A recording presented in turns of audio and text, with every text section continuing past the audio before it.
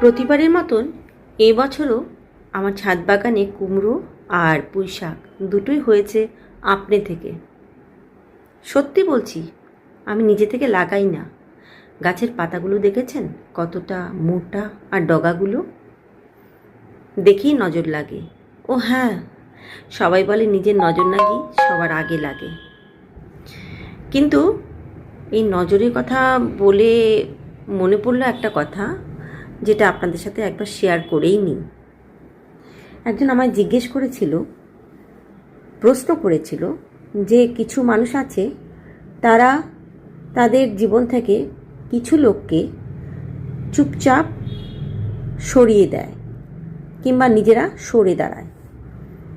আমি সেই প্রশ্নের উত্তরে বলেছিলাম, যাদের থেকে সরে যেতে হয় একমাত্র তারাই কারণটা বেশি ভালো করে জানে। কি ভালো করে জানবে তারা কি করেছিল, তাই না?